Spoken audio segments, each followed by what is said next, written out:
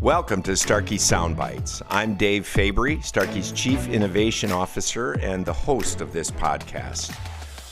It's not often that you get the opportunity to interview a true American hero, and I don't think that's hyperbole in this case with Justice Alan Page, one of the great, it's hard for me to say this, but I believe it in my heart as one of the greatest football players and a member of the NFL's 100 best players over the first 100 years, even though he plays for the arch rival team and teams, really, to my Green Bay Packers, spending the majority of his career with the Minnesota Vikings, but ending his career with the Chicago Bears. Both have been formidable opponents in the National Football League Conference and in the division that my Packers play in.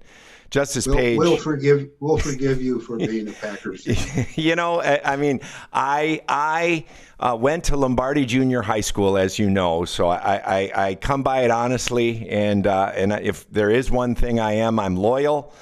To a fault. This year, it has been especially a challenging one to follow the Packers, but I never give up. My loyalty to the franchise is more than to the players, but I can tell you that you broke my heart many times in the late 60s and early 1970s when I watched my team.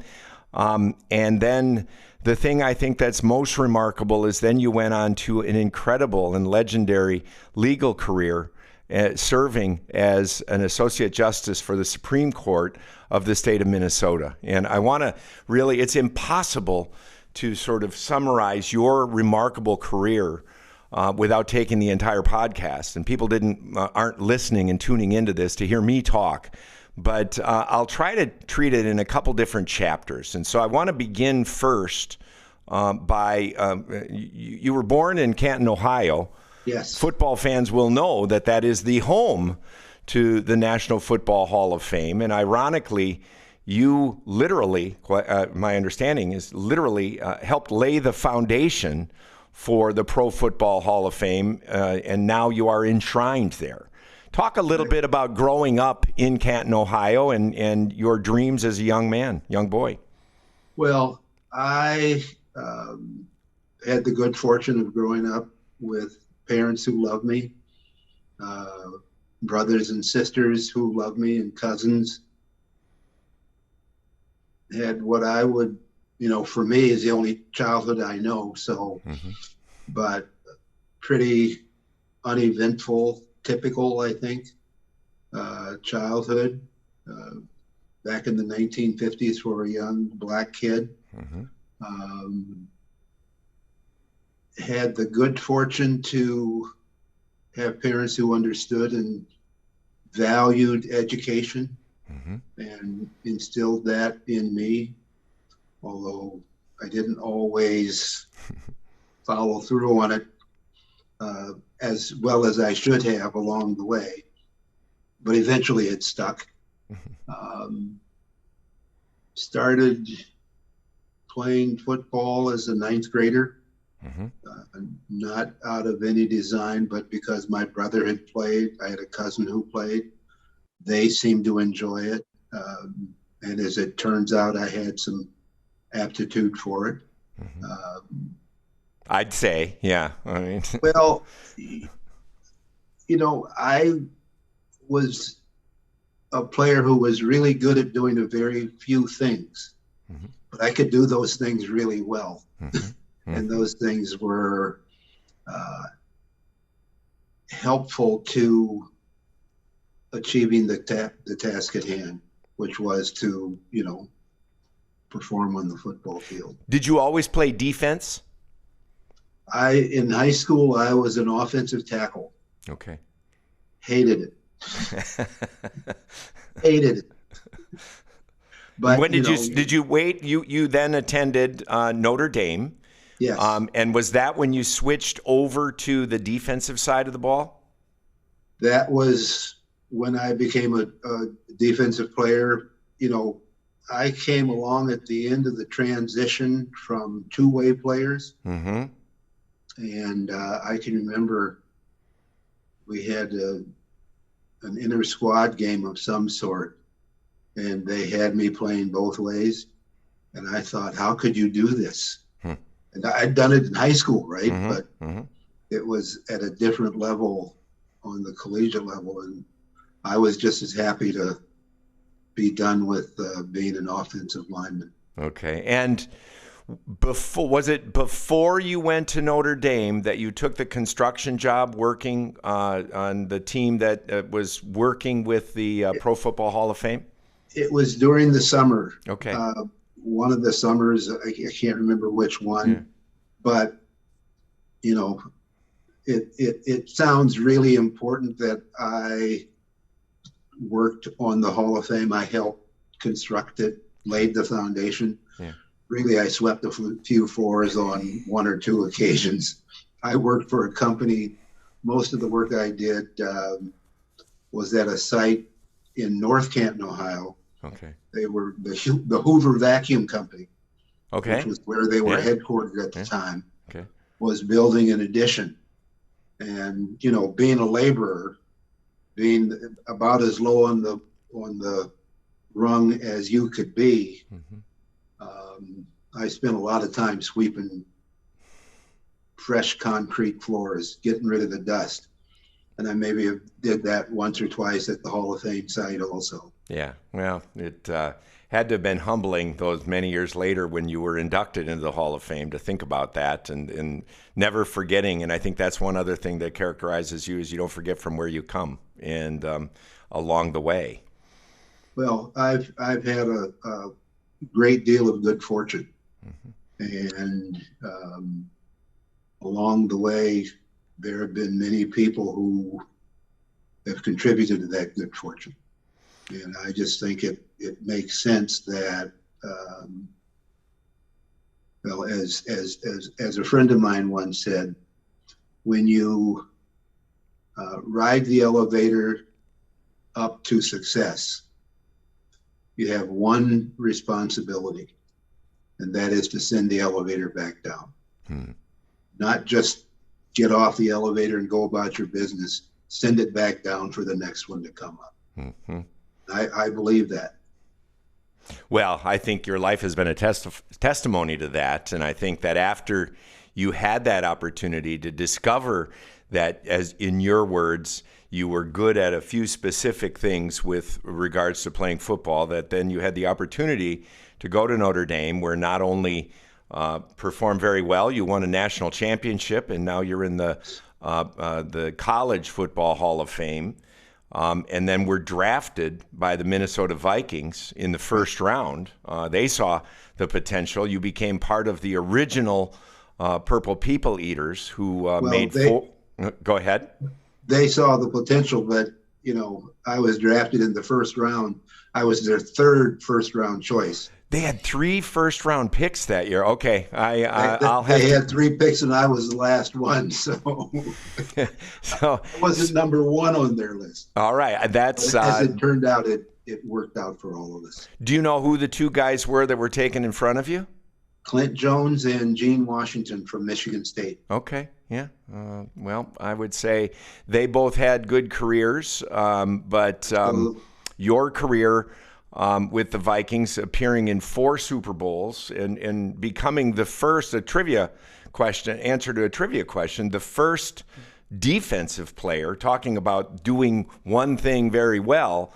I would argue that you were an edge rusher before there was the definition of an edge rusher, with your speed, playing right tackle and being able to get in so successfully to the quarterback as part of those Purple People Eaters were what frustrated so many teams and so many quarterbacks. And you were the first defensive player to be named MVP for the season, as well as the Defensive Player of the Year. Right. I think only one other player, Lawrence Taylor, subsequently has done that. But how did that feel to be named the first player to be? There's so many firsts in your life. What drives you to that level of success? Your humility on saying you do a narrow thing very well, but I see so many firsts in your career. What gave you that drive? Well, I, I think some of it is fear of failure. Hmm. Hmm. Um, just the absolute fear of failure. And fortunately, that fear didn't paralyze me. Yeah. I think what happens with a lot of people is, Mm-hmm. I think fear of failure is natural in all of us, but for some of us, it's paralyzing. And I was fortunate enough to be able to manage to overcome it. And have it And motivate rather than paralyze. Was there any exactly. specific things, elements that did you ever allow it to paralyze you, and a fear that you had to overcome that paralysis to motivate? Was Oh, there anything that you could think of? oh, I there are probably more than I want to mention Okay. on this program, but just thinking back on, I talked a little bit about parents who valued education Mm-hmm. and my not living up to that potential along the way. Mm-hmm. I think some of that was fear of failure, fear of not being able to perform, fear of being looked at as inadequate Yeah, so I was academic. just going to go there. Imposter syndrome is one of those things where you feel you don't deserve that success. And that's, again, another avenue, another area where paralysis can be because you don't feel like you deserve it. So you just throw up your hands rather than let it Yeah, motivate you. I didn't have that. Mine wasn't a case of feeling like I didn't deserve it. Mm-hmm. Mine was a case of feeling like I couldn't do it Hmm. Interesting. and being afraid of trying for fear of Hmm. um, for fear of not being able to. Well, the one thing one of the things I've learned along the way is that fear becomes self-fulfilling. Yeah. If you're afraid to Yeah. try, you can't, you Yep. won't. You fulfill that fear. Hmm. And I've also concluded that the worst case scenario is so you try and you fail. What's the worst thing that happens? You get to try again. You Hopefully, get to you get try another again. shot. Yeah. And more importantly, you learn from it. Yes. I think one of the things that we people do is we think that being successful, however you want to define it, or winning is what it's all about. And that if you don't win, somehow you have less value. Yeah. But the reality is that, as people, we either grow or Mm-hmm. we stagnate. And the only way to grow is to learn. Yeah. And I've If learned a you're lot more by failures than I have from my successes. absolutely, absolutely. Um, in fact, in my case, you know, the you, when you win, you think it's all because you're strong, smart, Mm-hmm. whatever it is. Mm-hmm. Um, when you lose, you have to reevaluate and think, well, what did I do or did I not do Mm-hmm. that caused me not to be successful? And from that, you grow and develop. I don't think you grow a whole lot by patting yourself on the back and saying, aren't I wonderful? Yeah. Yeah. The humility without becoming complacent, and while still letting that feeling like you can't or you're not going to be successful motivate rather than paralyze. You know, it brings me to the next topic that I want to shift to, in that growing up in Canton, I know from your biography that your first thought with that the family that had instilled the benefit and value of learning, you wanted to be an attorney at a young age, right? At a very young age. And you parked that dream when you discovered that football was going to be a vehicle to enable you to go to Notre Dame and then have the success that anyone would desire. But then you shifted and went to law school. Explain how you were able to park that original dream of law while you had this football career, only then to take up becoming an attorney and eventually a Supreme Court justice later. Well, let me just talk about my legal journey. Mm-hmm. As a kid, you get to that age, people start asking you what you want to do when you grow up. Right. And growing up in Canton, Ohio, the options for a young black kid were, not all that great. Mm-hmm. Um, things went really well. You might find a job in a steel mill. Right. I had an uncle that spent 40 years working in steel mills. And Mm-hmm. the one thing that was clear to me, even at a young age, was that the work was dirty, Mm-hmm. it was dangerous, and it was repetitious. Mm-hmm. Three things which, weren't high on my list. Mm-hmm. Didn't know any lawyers, Mm-hmm. never met one, didn't know what the law was really about. But had heard stories about lawyers making lots of money, not working too hard, and driving big fancy cars. Well, in the 8, 9-year-old mind, when you Sure. balance the two, it goes straight to big fancy cars, right? Sure. And the other thing, to be fair, I was 8 years old when the United States Supreme Court decided Brown versus the Board of Education. Mm-hmm. And for me, that decision, which sounded the death knell for state-sponsored segregation in this country, it sent me the message that the future could be better, that there was this thing called justice, and that the law had the power to provide justice. Above the doors of the Supreme Court building in Washington are the words "equal justice under law." Mm-hmm. That decision for me was shifted the ground. I can only imagine. It gave me the sense that fairness could prevail and that maybe I could be a part of that. Mm-hmm. And so I didn't really park the dream or shelve the dream of becoming a lawyer. I just started playing football. Mm-hmm. Didn't lose sight of the fact that I wanted to be a lawyer when I grew up. Played high school football, played college football at Notre Dame.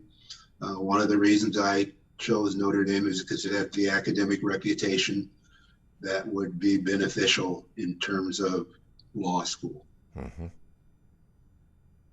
Got drafted by the Vikings and actually enrolled at William Mitchell College of Law in 1968, my second year, the start of my second year with the Vikings. And they allowed you to kind of sequence that into the off season, or were you going to law school during the season? Well, I started, it was William Mitchell at the time was a night school. Okay.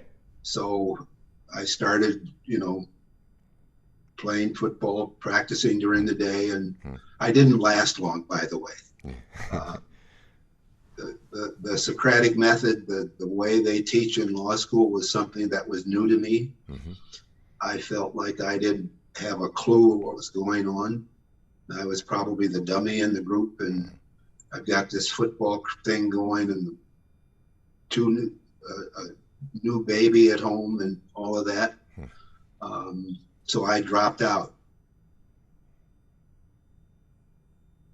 8 years later, it was time to go back.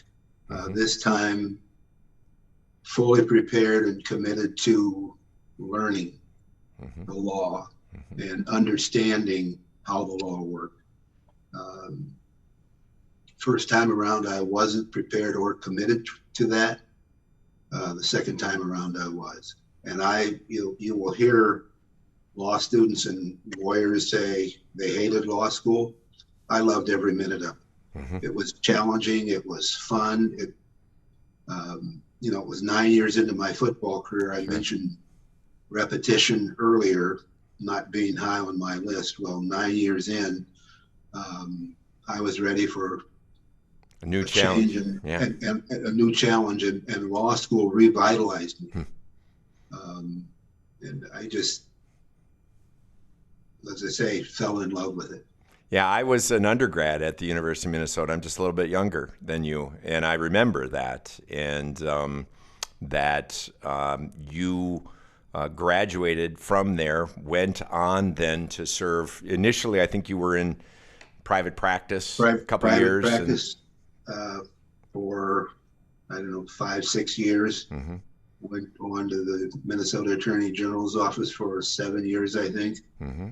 and was elected to Minnesota Supreme Court. Yeah, and that was usually an appointed role. You were the first to be elected into that role, and then you were reelected, 3 times before? Well, I was the first in a few generations. Actually, I'm trying to think at the start of the statehood, mm-hmm. and through the first maybe 80 or 90 years, elections and the selection of judges through election was quite common.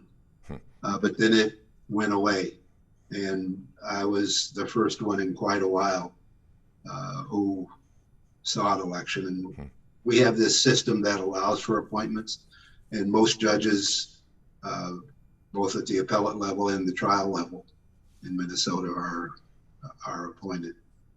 Got it. And you were the first African-American Supreme Court justice in the state of Minnesota, I think, again, fulfilling that. District. Yeah. And so thank you for your service to the judicial system many people after having this career as a football player would have said, okay, I hear what you're saying about repetition and avoiding the mundane and wanting a new challenge. But then this was really relighting that challenge that had been lit, that inspiration, I guess, that had been lit at a very young age for you to really, as a boy growing up during the Brown versus Board of Education era, to complete that cycle is nothing short of remarkable, in my opinion. Well, as a person, I'm not one. Think about driving a car. Yeah. You can look in the rearview mirror. Mm-hmm. Why do you look there? Because you want to be safe going forward. Mm-hmm. There is a tendency to want to look in the rearview mirror and pat yourself on the back. Mm-hmm. As those of us who have been athletes, we want to look back and say, wasn't I great? That's not me. Mm-hmm. That doesn't work for me. And so looking forward, what is the next challenge? What is the next thing that I can contribute to? Because as I say, you either grow or you stagnate. Yeah. And for me, looking back, would have been stagnation. Well, I think that's a very important statement as well, because our journey together has been related to your hearing loss. And, yes. And it's really been over the last year or so where I've had the opportunity to both assist you on your hearing journey, but you've taught me some valuable lessons. Many audiologists who might be listening to this podcast, have grown up over the last I've been an audiologist for 40 years this year. And many of us have sort of struggled with the fact that there is a stigma associated with hearing loss and the use of hearing aids. And, many, many times I'm engaged in a battle for people to acknowledge that they have hearing difficulties, what that impact is on their life, and to persuade them to use hearing aids is quite a struggle. And right. So when we first became acquainted, you not only weren't stigmatized by the use of hearing aids, you asked me a fundamental question of could we not only work on getting you fitted with a new pair of devices, but do you remember what your other first question was of me? I don't. You asked if I could make them in an unusual color. Yes, And yes. some people, if you'll recall, my answer when you asked that was, I said I can make them in any color but purple, because I'm allergic to the color of purple and it would burn my hands. But some people may be surprised to know that your favorite color is blue. And I've never asked you why is your favorite color blue when you did play for the Vikings for 11 years. Well, I will be honest with you. My favorite color is actually pink, Oh, okay. but I figured pink might be a little much. We could have done that too. You could We have could have done done that that too, too. But but how is it that you wanted to sort of say, I don't want to try to camouflage hearing aids, but rather let the world know that I'm wearing devices that they can well, easily see? first of all, you can't camouflage them. No, no, They're visible. yeah. So, hey, for me, why worry about it? Maybe if you really could do a good job of camouflaging them, I would have thought that way. Mm-hmm. But from my vantage point, you can't. So that's number one. Number two, we've come a long way. We've got people walking around with AirPods and who knows what all else in their ears. Mm-hmm. If people can walk around to listen to music and not be self-conscious about it, somebody who needs hearing assistance, Mm-hmm. why should we not have the same freedom? I don't I don't understand that. Completely And agree with you. and finally, you know, why not have something that, at least in my mind, is stylish? Yeah. Thank you. I I agree with and, that. Yeah, the and, blue and, ones we have, I think, are rather stylish. might I say, I was reading to a group of second graders Mm-hmm. last Monday, Okay. and at the end of the reading, we took some pictures, and some of the kids were. I was sitting down, and they were standing next to me, and one little boy said, "What's that in your ear?" And I said, "It's my hearing aid." And he turned his head and said, "I have hearing aids too." And that just made it for me. That's I mean, awesome. You hadn't shared that with me. I love it. well, it It literally just happened. just happened last week. To me, now I don't want to overstep my bounds here, but I know that you've written 4 books with your daughter Cammie. Yes. One of which is entitled Alan and the Perfectly Pointy, Impossibly Perpendicular Pinky. Yes. And I'm thinking perhaps there is a future book for you two that might address something related to removing barriers and opening up opportunities for discussions about hearing loss at any age, because that's that's an awesome story, and I love that he said that. Well, it was a special moment. Yeah. This little second grader Yeah. with his little tiny, behind the ear hearing aid Had a bond. had a bond. We shared something, That's really and cool. you could. And what was interesting is when he asked the question, one of his friends was there. Mm-hmm. And when I said, "It's my hearing aid," both of them said, the kid with the hearing aid said, "I have a hearing aid too." Mm. And his buddy said, he wears a hearing aid. Hmm. I mean, for me, it just couldn't have been better. Well, for me, you just made my day, and that makes my job all the more worthwhile when we can break down barriers. For me, in many cases, I would say that I presumed that you would want to try to do your best to camouflage devices. And for many people, that's fine too. And as you said, if you really Whatever could works, do but it, it never works right. It never, you try to match it and it never is quite right. And then it just maybe clashes even more. And so then why not? And you really challenged me to just sort of say, why not make them in my second favorite color? well, And I wear a lot of blue suits. okay, yeah. My watch band is blue. Mm-hmm. In fact, my watch, I have a Apple Watch that is blue. Mm-hmm. So it all matches. Yeah, yeah. Well, I love it. And, it's, for me, the idea, you mentioned the changes. When did you first notice that you had a hearing loss? Oh, 7, 8 years ago. And you got your first hearing aids around that time? Maybe a couple of years later. Years later. And was it a difficult, initially, were you somewhat hesitant to wear them?